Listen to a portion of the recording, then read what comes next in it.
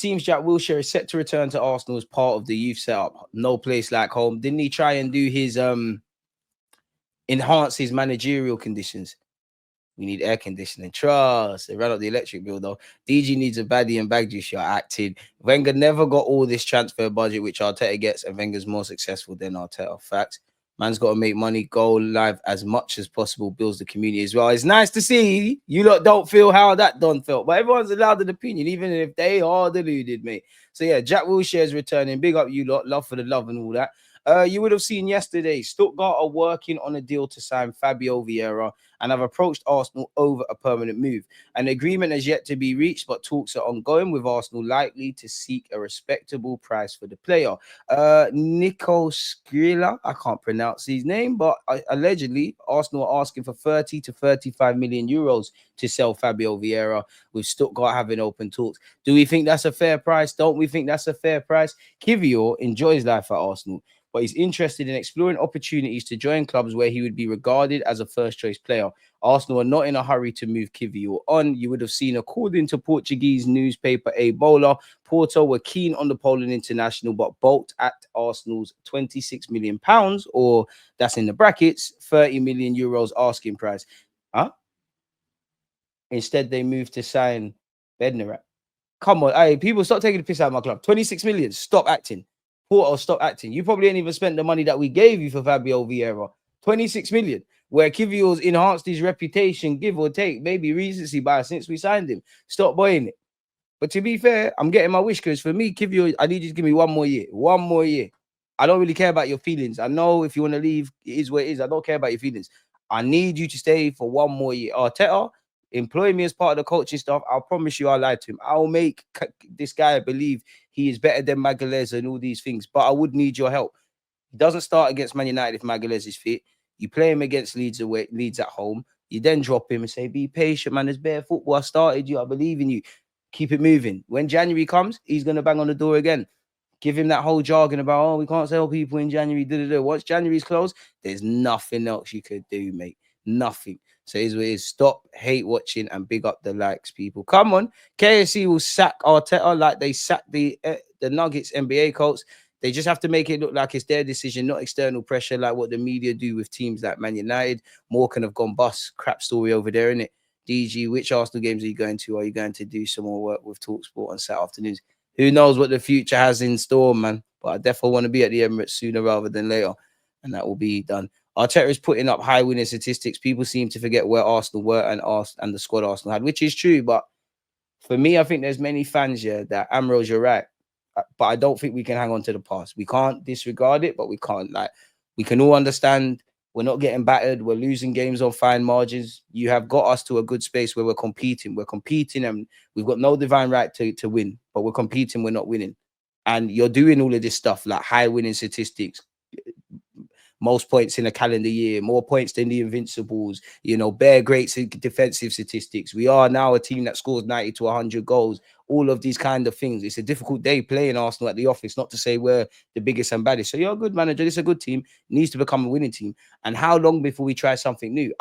I have no loyalty to Mikel Arteta beyond the fact that you support Arsenal, and to the best of my ability, you'll be praised and critiqued fairly. At some point, something else needs to change.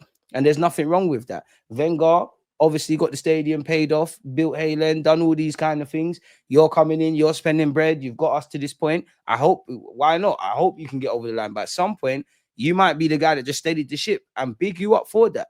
And the next man might be more of a failure. He might be more of a success. But at some point, doing the same things, breeding the same results is not going to fly. And for me, with Mikel Arteta, I do think you're put on a pedestal, really and truly, where other managers have been crucified. Unfortunately, they've been crucified. And I think I'm not saying you, Ambrose, necessarily, but you can't have the rough of the smooth. You can't rate a man to high heavens and then always find excuses for mediocre shit. Like, one big issue with Mikel Arteta is in high pressure moments, mainly in cup competitions or must-win Premier League games, something happens and we don't get over the line. The man himself says it's time to win trophies. You yourself, in the semi-finals, when we went out to PSG, you said we're the best team in the champs. Now, maybe that's a bit of mind games and everything, but you're saying these things. You're telling me you want to win trophies. Anyone that understands sport, when you put the rival banter and all that tosh behind you, everything off the field is almost more attractive on it. Like, I'm not really for me win the dog, but win the dog, you know, all the crazy pickpockets, all them great light bulbs, all them crazy things. Anyone that understands sport, you need to do that. So you fixed up, you've done so well. Everything has been geared towards winning. Now it is time to start winning. And every time you don't, and there's excuses when it that, what's going on? For me, Wenger, I mean, I'll tell you, you bring me a Premier League, I'll back you like I backed Wenger. I'll back you like Liverpool fans will back Klopp, because there are some Arsenal fans that do that. And I don't think he's earned that right from me, because you ain't done nothing. When you, not in a disingenuous way, but what have you done at this football club that I ain't seen before? It as a 30-year-old man. And I'm not discounting anything, because one thing I'll always give you credit for is we were very toxic. The thing was a mess. You came in and you fixed the atmosphere. We were singing from the same hymn sheet. You got a tune out of Jacquet. You've made a lot of problems, but you've also got a lot of good things right. And when it's said and done, I can ask myself this: if Arteta was to leave today, are we in a better position than when he first walked in? Let's not be stupid. It 100% is. You don't have to like the guy. You can like the guy as much as you want. On this channel, we talk about the nuances. This is in the grey area. You need to show you're a winner now. I know last season was a bummer for Arsenal, and it was kind of if it was the year of the underdog, how the hell were we involved? But it was the year of the underdog. Every team that was on a mad drought, either in this country or abroad, they were winning stuff, and it just felt like everyone was winning something apart from us. So I get it, people. But at some point, we need to win. If for nothing more, the fans and the players, because you think the players don't want to win. You think the players, obviously it means more to us than them, quote unquote, because we're Arsenal fans. We're gonna be here long and after they're there. But these are the ones playing highs and lows. Some of them have been there when it's not been cool to give Arsenal their flowers, when everything's been toxic. How do you think these men felt when they went out against PSG after the electric stuff against Madrid? How do you think they felt on the last day of the season before, taking the Premier League race to the last day, or the year we didn't expect to be in the title challenge and it went collapse? How does it feel? They deserve it there at Wembley. Unpopular opinion, and obviously the players are not free from criticism. They're the ones playing. All of them players at this club, the ones that were there last year, you don't have nothing but my respect. I can criticize your ability, if you're good enough, stagnating, to sell you, I can do all of that. Every one of you stood up to in your own way. Young players stood up to be counted. People rushing back from injuries, players playing on injuries, bare things that you lot did. Ran yourself into the ground and remove the romance. Marino is a centre mid in his first season, 28 years of age. He's playing in a quarterfinals in the Champions League up front. When you remove the romance, that's bullshit. Now, football is about romance and it's great, but this is what I'm saying. I feel sorry for him. Kiwior stood up to be counted against Real Madrid. I've got nothing but respect for them. Now, when I see things like January, that tells me all the things about the ownership. Mikel Arteta, I have to be harsher on your signings now. Madueke has to make sense. Marino has to make sense. All of them ones have to make sense. There's too much. And as I said, this is a platform we're on doing the nuance thing. But it feels like a lot of players were doing bare squinting and mathematician. The take-ons, the numbers are great. Okay, what's the numbers? Goals and assists. Because, bro, there's no bigger football nerd on YouTube than me. I'm on talking about all of that. But let's cut the crap. The only numbers that matter right now for any attacker that comes into this blood clot club is goals and assists. But all right, cool. Take-ons are there. There's a lot to like about Madueke. You got to make that make sense. Because time for experiments done. You got to get his full potential out of him. The same for him, Wanyeri, all of them. You got to make it work. Because you can't say he ain't been backed. You can't. And clearly, I'm not no massive Mikel Arteta defender, but I give the man his flowers. You cannot tell me the man's not being backed. Every player power battle he has won. Every one of them. How many times have we seen? And let's be honest, the Athletic are in bed with Arsenal. The news is always filtered out. Whenever there's not a player that everybody's universally singing from or wants, like Marino, like Calafiori, like Kai Havertz, what does the article say? The same thing. The club had concerns. Mikel Arteta pushed for it. Same with Madueke. Everything's got to work. The Cronkies, I could bitch about. I got way more energy for the Cronkies than Mikel Arteta. I could bitch about the Cronkies all day. But if they turn around and said to me, "How can you say we didn't back Arteta?" I don't have a leg to stand on. We got him when it weren't cool. We gave him that first new deal when it weren't cool. We then gave him another new contract. He's broken the transfer record under us. We've given him defenders galore and all of these kind of things. And that's why I don't think you can just blame the Cronkies. I'll be absolutely honest.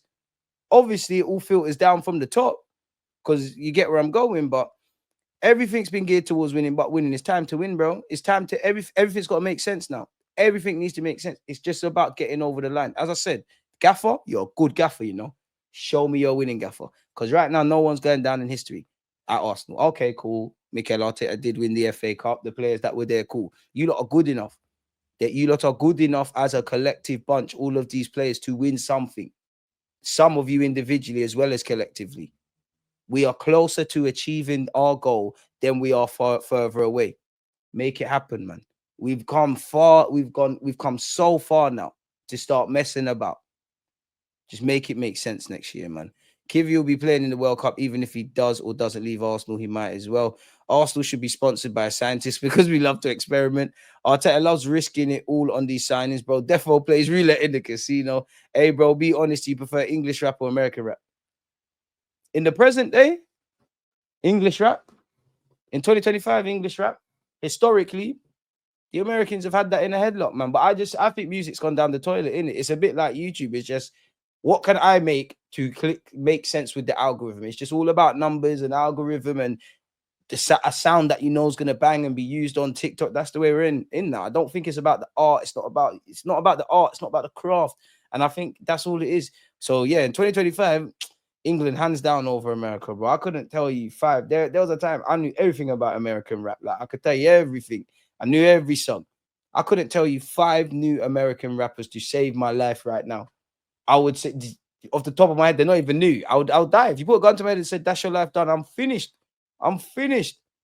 Absolutely finished. Big up yourself, K, man. Big up you lot, man. All questions are welcome. Who would you rather, Lookman or Leao? Personally, I think Lookman is the better option, but everyone's gassed over Leao because of these recent preseason games. Oh, it's a difficult one.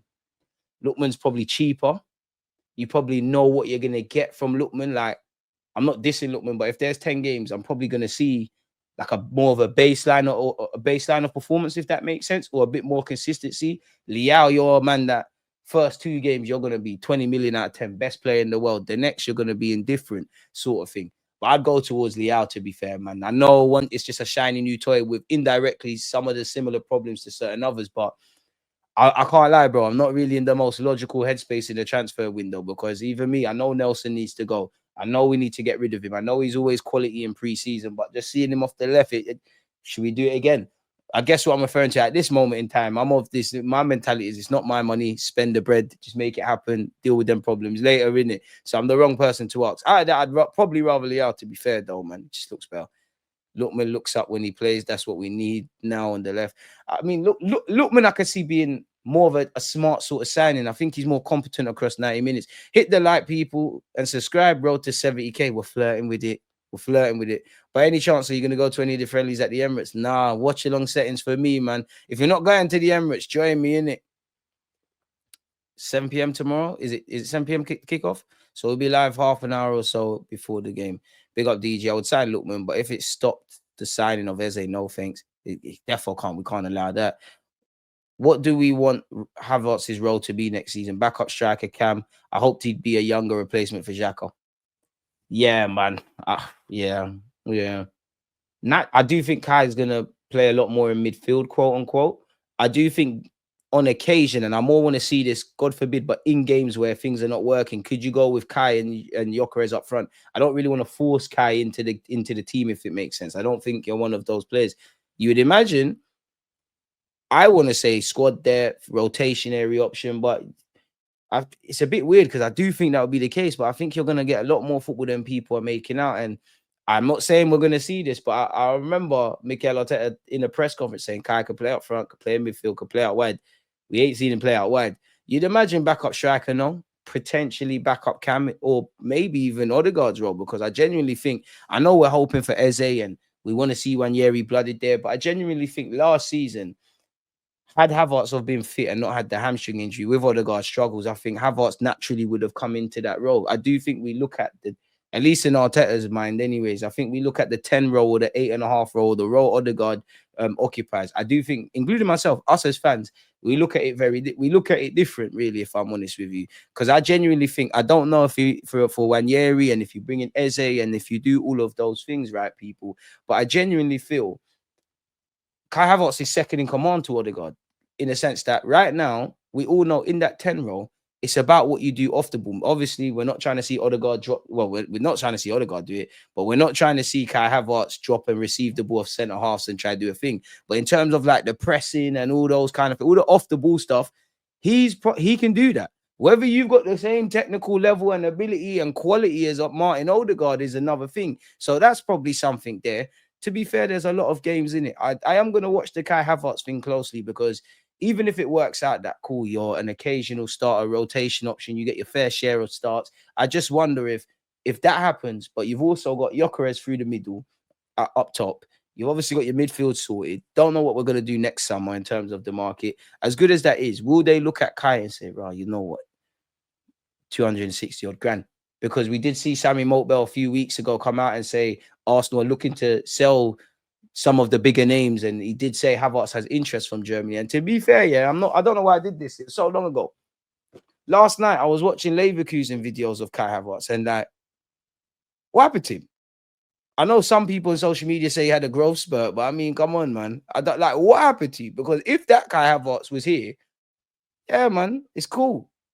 Unfortunately, it is what it is. But I do think people are harsh on Havertz though. Like, cool, we didn't want him. It shouldn't have happened, but I don't think he's amazing, but I don't think he's as bad as people have made up, if I'm keeping it honest. Clearly frustrating, but yeah. Have contacts for Lookman. Yeah, by the way, thoughts on the third kit, not going to lie, man's deaf for copying that. I think it's the best of the three. Arsenal need an 8 that runs, takes on man, and provides a killer pass or crashes the box and strikes. None of these men that Arsenal have now playing that role, providing a good free ball. Closer you get to that is Zubimendi, but it'd be nice. And that's even more reason as to why I want Eze, because if you're not going to get it from the existing options in midfield, we have to find it elsewhere, no? I think we all want Eze, my friend. I think we all want Eze. But yeah, man, looking at Kiwior as well, people, great questions. And this is why I can't understand if Kiwior wants to cut. The 25-year-old who can play at centre-back and left-back has made 68 appearances for Arsenal in all comps. Obviously, he's got 3 goals. I must admit, I thought he had more than that. But the poll is very much behind Magalhaes and Saliba in the pecking order, and that's been reflected in his 45 starts for the club. So 3 years, 45 starts, people. 35 captain. Bro, fair enough. So yeah, he probably can go and get more minutes somewhere. You would have seen yesterday, Arsenal have made initial contact to show interest in Rennes centre-back Jacquet. The player is on the short list of options should there be departures this month or in 2026. Ben Jacobs has said Arsenal have already communicated to Crystal Palace that they don't want to trigger the release clause. Eze's release clause obviously is expired. They might need an outgoing first, but the expectation is they still bid this window, which bidding is one thing that don't always correlate to signing him. We all know Madueke wanted to be part of the Asia tour. He hasn't been part of that. He cut his holiday short and began working at London Coley. And the pictures, you're seeing Jokeres, Madueke, everybody there. Dalman's been impressing Arsenal and senior figures around the club. We're apparently rumoured to be preparing a 50 million bid for Eze as our first offer. If Arsenal are to make a significant addition to the first team squad, it is most likely to be on the left wing. Any acquisition may be connected to the futures of Gabriel Martinelli and Trossard. To be fair, if I didn't know it was August, like we've been hearing that more. We've been hearing that for a minute, if I'm completely honest with you. Like we've been hearing that for a minute. So I don't know what to do there. Arsenal apparently have told suitors, including El Nasser, that Martinelli is not for sale. So surely that means Trossard's the one we're going to move on. There's been a lot of talk in the chat about Lookman. That's because Arsenal apparently are considering entering the race for Ademola Lookman as a cheaper alternative to Eze. Is there anything here? Because we try and stay up to date with everything Arsenal. In another life, Jesus would have banged as a creative midfielder, holds the ball well, good link-up play, no need to shoot, can carry up the pitch, Santi-esque at times. I hear it, man. I hear it. Do you know what? It's just injury thing with Jesus, because I just think we had to. I said this when we signed him. I'm sure if someone cares enough to go and look at my welcome vid, I said, I hear the premise with signing Gabriel Jesus. He might just need a platform. You play him as a number 9, go do your thing. But you're born, I genuinely believe strikers are born to score goals, innit? And he ain't got that. We should have just had him in the City role. Yeah, you can deputize up front, but we're not looking at you. You have to score goals and chip in, don't get twisted. But we're not looking at you to bag the amount of goals we need. And it's just a shame. You need to cut, man. Like, got a lot of time for Jesus, but it is what it is, man. Like, what more can be said? If you still have hope, Lucky Gal, big him up. He was here earlier. Where it comes to Rodrigo, Rodrigo does not believe the time has come to leave Real Madrid and is not desperate to leave, so you don't want to hear that. He wants to stay. He wants to win over Xabi Alonso and regain his spot in the first team. Let it go, bro, man. Let it go, bro. He's in love with, pardon me, with Real Madrid. He would be happy to stay and fight for his place. He's not desperate to leave. If a top team arrives later and offers him an important contract and to be their star, we'll see. But this is not the case so far. So does that mean for all the talk of Arsenal, Liverpool, Paris Saint-Germain, Chelsea, wouldn't say big club, but Spurs, nobody's forwarded any offers? So there can be rumblings, there could even be talks with his agent or middleman gauging the temperature on a potential deal, but there's been no offers or no concrete offers. Is that because if you're Liverpool, you're doing all the stuff you've done and you're looking at Isaac, you might circle back? I don't know. For for Chelsea, you could say that. For us, I don't know. I can't see Rodrigo. I can't see Eze and Rodrigo. I think it's one of the two. Now, if you prefer Rodrigo or Eze, let me know that's your thing. I think it's more realistic to get Eze, but we ain't bidded for no one in it. And we've spent the third most this season so far, people, with just over 92.6 million, I think.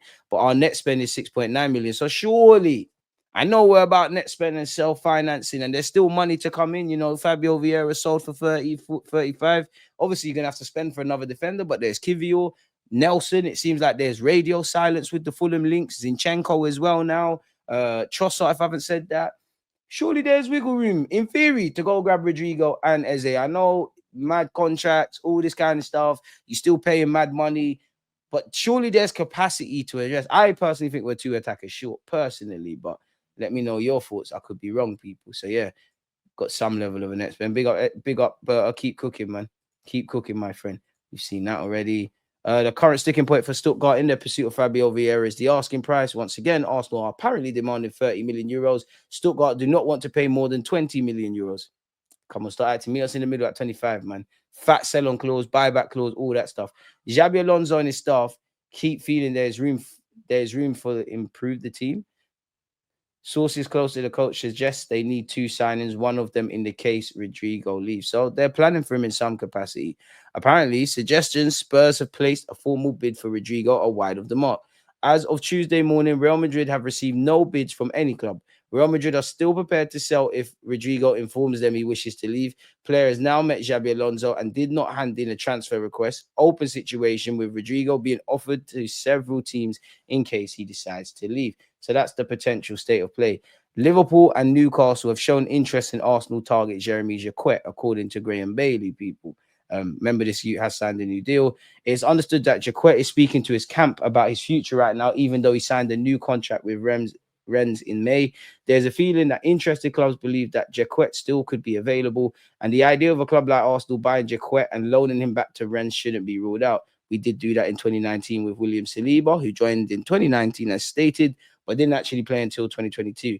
In theory, Newcastle would like to sign a centre-back for now, but Liverpool might also be able to accommodate an immediate loan back to Rennes. Liverpool, who are still linked and apparently have bidded twice for Gurhi, no clue if that's correct. Rennes are suggesting that Jacquet should wait until next year to assess his options, which might still be the most likely outcome amid this Premier League interest. Speaking back in 2023, apparently his former coach called him a complete player. Despite everything, we know he's a guy with great potential. His body has been letting him down this season. He's been able to string performances together, training sessions and matches. He's a player who's progressed enormously in N2 Championship. He did go on loan for the first part of last season. I think he's played 11, 12 times for Rennes. So he's still raw in that regard. In terms of maturity, he lacked a bit of reliability. He's 19. But now he has a real defensive spirit and is capable of playing well on the rebound. He's a complete player who still has room for improvement. So you're not complete if you still got room for improvement, surely. Partey, it's a madness. I'm tired of reading about that, if I'm honest with you. Once again, Arsenal's asking price for Fabio Vieira, holding Stuttgart's pursuit of the midfielder. Come on, man.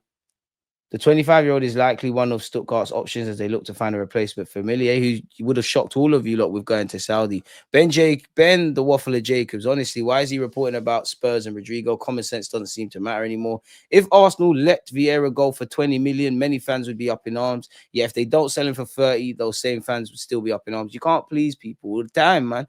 Fabio, Zini, Tross, or Martinelli should be sold. Rest can be kept as squad players. I hear it. Yeah, man, one of the two attackers and maybe the next, whoever that. So if Martinelli left now, Trossard, you leave next year or vice versa. Fabio and Zinni are past their sell-by date. But even with Zinni, I'm nervous about left back, man. I do think, hot take, Mosquera could do a job there. Timber can move over there. Obviously, you've got Miles Lewis-Skelly, if fit Calafiori. But when you start breaking it all down, I think we need another left back. So I can understand if that's the rhetoric with keeping Zinni, but surely Zinni just needs to cut, man. Like it's over now, isn't it? Sunderland up there for money spent. Fair play to them. To be fair, they just got promoted. They're going to have to. Lookman makes too many 27-year-olds and over long term. Another difficult sell on like we are having with Zinni and Trossard. But to be fair, if Zinni and Trossard were good people, we'll cop them. But we want to win now. I want to win now. Jesus and Trossard off the wage bill would cover Rodrigo. Rodrigo's wages would mess Arsenal's budget up unless they let 3 or 4 players go. Honestly, with Jesus and his movement, these low blocks wouldn't have been a problem. I think it goes beyond just a player, but I hear it. Trossard was offered a contract but didn't want to sign it, so I'd say it'll be him to leave. Let us, Martinelli, Eze and Lookman. I'm not sure you're saying there, my boy. Not getting a left winger right this summer would be a crime. I hear that. Eze and Jesus would be a nice link up. It would, man. It'd be nicer to have a strong squad. Fabio Vieira has talent. He just needs the right club in the right league. Yeah, and it's not us, man. That's why I'm saying buyback clause. Because what if he shows the potential one day of what got him here? You just need some stability. Like 1 minute you're at Arsenal, then there's a couple of players. Lokonga the best. Like Lokonga's been on what? 3 loan spells now? Maybe more. What? Palace, Luton, Sevilla. Whether I believe in you or not, you need to. Nelson's been on probably 3 as well. 2, at least 2. Nah, 2. I'm capping. It's 2 in it. Germany and Fulham. In fact, I could be wrong. I'm doubting myself. But 1 minute you're here, there, and everywhere. You need to be somewhere where the team actually believes in you like that. If that makes sense. Fabrizio reveals terms of Arsenal signing Rodrigo. Hopefully, there's something new here. Rodrigo has still not communicated his desire to leave. Real Madrid are keeping the doors open for Rodrigo to leave if a big proposal, 100 million euros, arrives. Rodrigo still wants to stay at Real Madrid to compete at Real Madrid. He loves Real Madrid and his desire is still to be an important player. So for him to leave, it would take a very top proposal from a very top club to convince him. So far, there have been no bids. Apparently, he'll demand a salary of 12 million euros net per year. I don't know how much that works out monthly or weekly or whatever, people. Yeah, man. These journalists are going to run the Rodrigo links to everywhere. I'm surprised they ain't linked him to Newcastle for no reason. Apparently, there's been a U-turn with Jacquet. Jeremy Jacquet reportedly views Arsenal as the ideal platform to showcase his talent amid significant interest from the Gunners. He's enjoyed a breakthrough summer. So, yeah, he's 20 now. 1 minute he's 20, then he's 19. Reports in France state that Jacquet has already rejected the chance to join Arsenal this summer as he believes he would benefit from extending his stay at Rennes. The 20-year-old signed a new long-term contract in May and remains content at the Liga club. Team Talk contrastingly claimed that he is eager to move to Arsenal instead. The under-21s France international is reportedly enthusiastic about the opportunity to join the North London Giants, and he sees the possible transfer to an elite Premier League club as an extremely attractive proposition. Rennes are reluctant to part ways with the defender, however, and the French outfit are demanding a fee of at least £25 million, 28.8 million euros. Arsenal have already signed Valencia centre-back Christian Mosquera so far this summer, but they remain interested in bringing in Jacquet to the club amid concerns over the future of Jacquet Kiwior. The French centre-back spent the first half of last season on loan at League Two side Clermont Foot, but he was recalled by Rennes in January and he enjoyed a fantastic end to the campaign with his boyhood club. So, yeah, we'll have to watch that one, people. We've been linked with Chouameni this week, which I find the stupidest rumours of them all. Trossard was a few days ago linked with Brentford, and he's been linked with several clubs, and I don't think that will stop. Brentford, Crystal Palace, Saudi Arabia, staying at Arsenal, hella things. What's this? Arsenal scare off clubs with 30 million euros demand. Okay, this is in relation to Kiwior. I don't see what's wrong with that, but apparently we're scared off, and Porto are the ones that have been scared off. Porto, the report claims, never got to the stage of presenting a bid for the versatile defender because they were scared off by Arsenal's 30 million euros asking price. It's added that there's no way that Arsenal will sanction Kiwior's exit this summer for a fee below 30 million euros. He's still under contract until 2028. So there is a position of strength. Arsenal get major double injury boost ahead of Man United clash. Timber and Gabriel Magalhaes took part in training. Yes, we need this. We need this. I need you lot, but you might not have to play both games, but I need you lot to get some minutes in the legs this week, man. It's showtime next week. We all know Magalhaes had the hamstring injury in April, and Timber went under the knife to solve an ankle injury in May, people. So it's nice to see they've been training. Madueke's been back in training. Apparently, Trossard, who did pick up an injury in Asia, and Calafiori, who did pick up one as well, they were not in training. So maybe that's a precaution. Maybe they were on a separate kind of timeline. I don't know. So it's a bit nerve-wracking, ain't it? It's a bit nerve-wracking, man. It's a bit and to be fair, nice to see Kepa's back in training because he had his own little issue as well. Is anything else? Let's change this to. Oh, it is in the last hour. Fair play. Come on, man. Link us with something mad.